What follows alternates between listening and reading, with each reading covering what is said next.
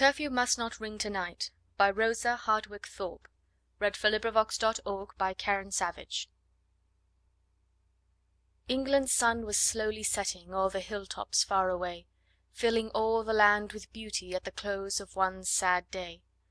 And its last rays kissed the forehead of a man and maiden fair, he with steps so slow and weary, she with sunny floating hair, he with bowed head sad and thoughtful, she with lips so cold and white, struggled to keep back the murmur, "Curfew must not ring to-night."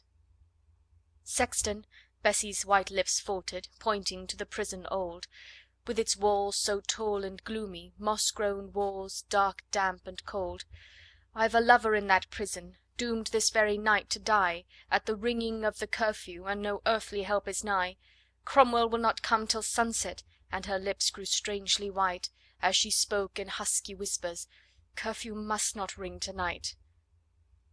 "Bessie," calmly spoke the sexton, every word pierced her young heart, like a gleaming death-winged arrow, like a deadly poisoned dart. "Long, long years I've rung the curfew from that gloomy shadowed tower.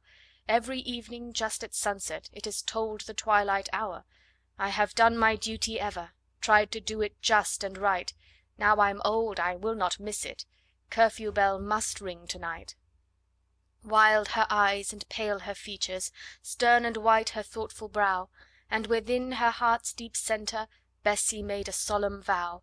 She had listened while the judges read, without a tear or sigh, "At the ringing of the curfew Basil Underwood must die."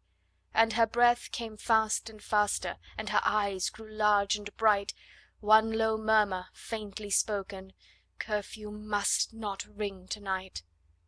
She with quick step bounded forward, sprang within the old church door, left the old man coming slowly paths he trod so oft before.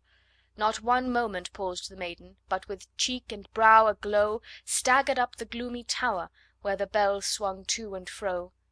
As she climbed the slimy ladder, on which fell no ray of light, upward still her pale lips saying, "Curfew shall not ring to-night."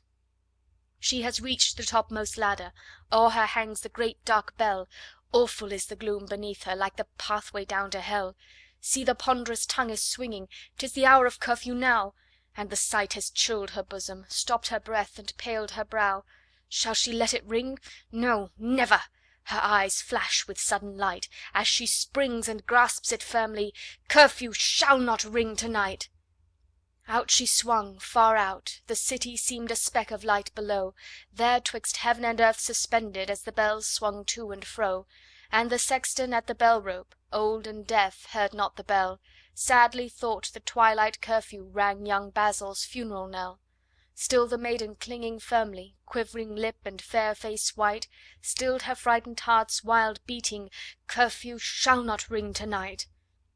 It was o'er, the bell ceased swaying, and the maiden stepped once more firmly on the damp old ladder, where for 100 years before human foot had not been planted. The brave deed that she had done should be told long ages after, as the rays of setting sun light the sky with golden beauty. Aged sires with heads of white tell the children why the curfew did not ring that one sad night.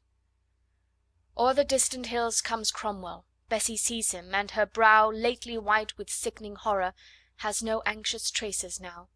At his feet she tells her story, shows her hands all bruised and torn, and her sweet young face, still haggard with the anguish it had worn, touched his heart with sudden pity, lit his eyes with misty light. "Go, your lover lives," cried Cromwell, "curfew shall not ring to-night." Wide they flung the massive portals, led the prisoner forth to die, all his bright young life before him, 'neath the darkening English sky. Bessie came with flying footsteps, eyes aglow with love-light sweet, kneeling on the turf beside him, laid his pardon at his feet. In his brave strong arms he clasped her, kissed the face upturned and white, whispered, "Darling, you have saved me. Curfew will not ring to-night." End of poem. This recording is in the public domain.